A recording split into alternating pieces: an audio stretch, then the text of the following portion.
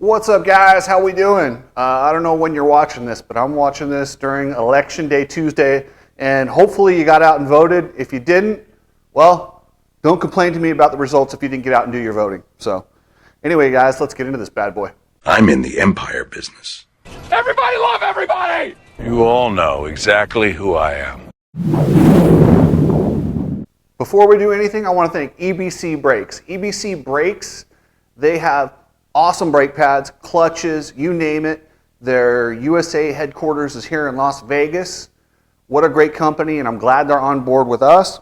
Also want to thank Epic Garage Designs. We're doing a giveaway with Epic Garage Designs. If you go to Epic Garage Designs YouTube page and subscribe, you will be automatically entered to win your own personal Moto-Tracks kit.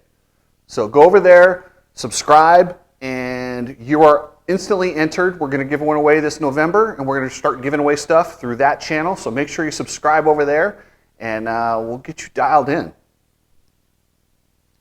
Guys, Ken Roczen is winning this offseason.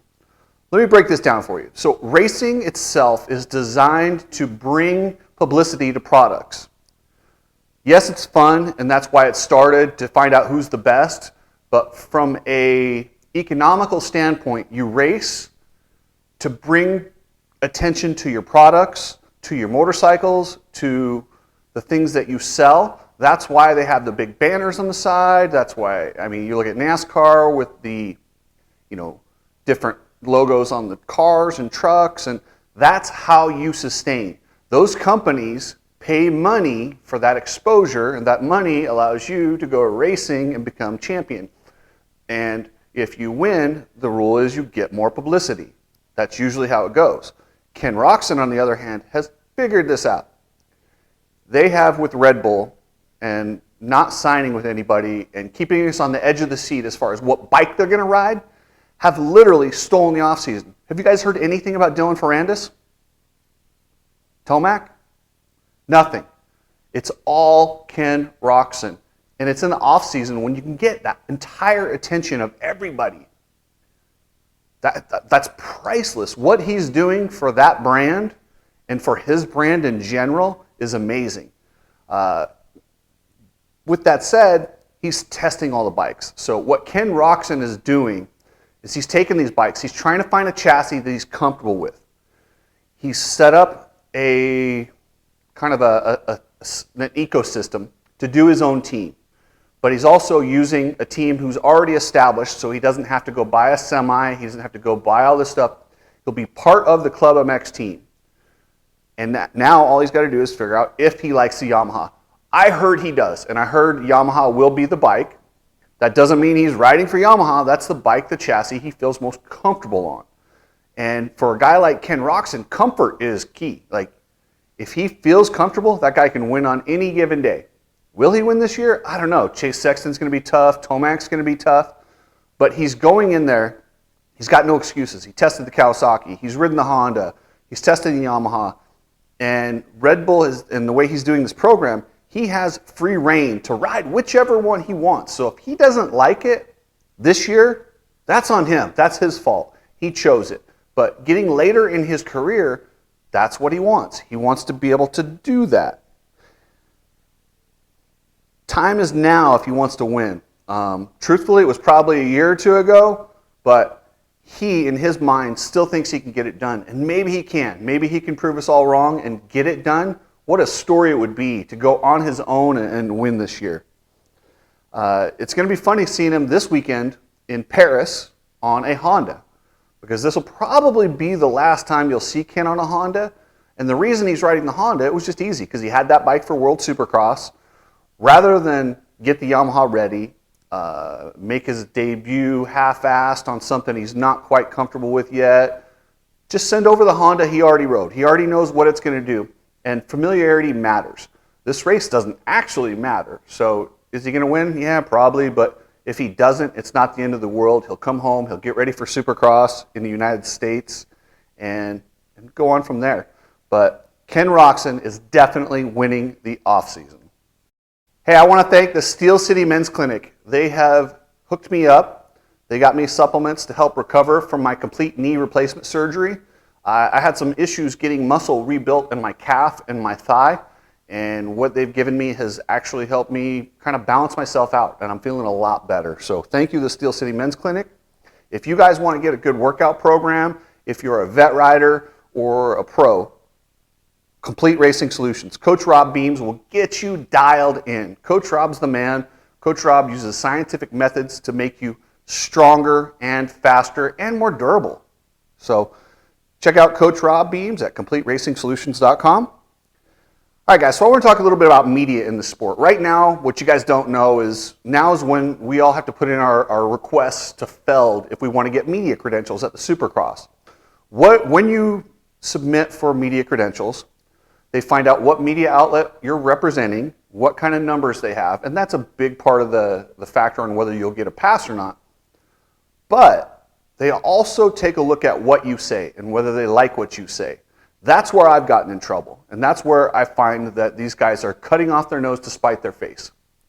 They want to become bigger. They want a bigger audience pool, but then when they get somebody like me who doesn't say what they want us to say. Yes, I'm critical of the series from time to time.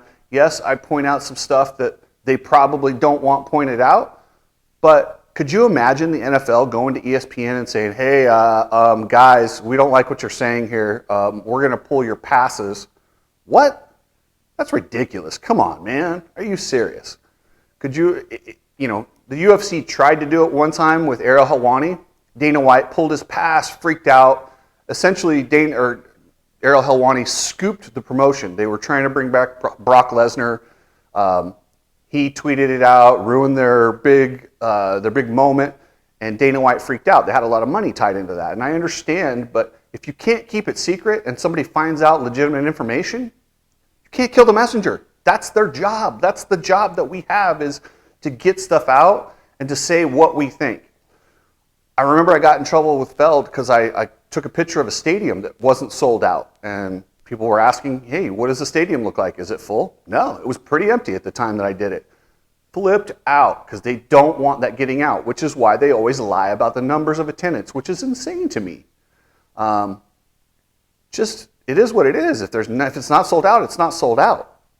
I feel like the truth should set me free in all those situations. Now, if I make stuff up and take a picture of one empty section of seats when it is really full, that's kind of a dick move. But just to be critical of some of the operational details of Feld to keep me from getting a press pass, that's ridiculous. Or to point out when they trot out Kenneth Feld and Kerry Coombs that there's a history in Kenneth Feld, and I think it's silly that they put that guy in front. Listen, you don't have to put him up front. There's plenty of members of that Feld family that don't have a history that he has, that you can't just take a Google and find out some pretty horrifying stories about. Google Kenneth Feld and you'll see what I'm talking about. I don't even need to tell you. But that's general knowledge. That's not stuff that I made up. That's not stuff, it's just out there. So why would you put that guy out front? Don't get pissed at me for talking about it. You're the ones that put him out front. But guys, you won't see me with a media credential because I'm not going to not say what I see. And the people who get media credentials are the ones who have good numbers, and I have better numbers than a lot of the people that do get credentialed. I just don't play the game. So what that doesn't allow me to do is go on press day. I don't get to go on press day, get the extra interviews. They do keep a little bit of access from me, but I've hit a point where I can still call these guys. I can call a lot of the guys if I want to talk to them. Truth be told, when I do a lot of those interviews, nobody watches anyway. Nobody wants to see a 2-minute interview of a mid-pack guy. If I can get Chad Reed or somebody to say something or talk out of the ordinary, but those guys are usually pretty polished and the interviews are usually not that good. Anytime I did some fun stuff, everyone freaks out and they got all worried and, oh, why would you say that? Like, I was asking guys, like, if your friends had to guess what you were in jail for, hypothetically, what would they guess? And we got some pretty fun answers. And I just tried. Dean Wilson was great. Dean Wilson was one of the best when it comes to silly questions like that. He loved those. And I like to talk to him. But some of the other guys, not as good at sports. Some of them get nervous. But anyway, guys, I'm going to keep doing my thing and calling what I see when I see it and they can take their credentials, and I'll take them if they'll give them to me, because I'm not going to lie, it's awesome. It's nice to have a press box. It's nice to have Wi-Fi. It's nice to be able to go on press day and give them that extra access. But what I won't sacrifice for that is authenticity. So if I have to choose between them, I'm going to choose authenticity and have a little bit less access, but I'm going to give you guys better coverage. So anyway, guys, take it easy and watch for, oh, don't forget, head over to Epic Garage Designs and enter to win your free Moto tracks. Subscribe. That's it. All you got to do is subscribe and you are entered over there. I'll be doing an interview with Travis Ogborn, who is the owner of Epic Garage Designs, and kind of introduce you to who he is and what he's about and why he's doing the company. So anyway, guys, thanks for everything, and I'll catch you later.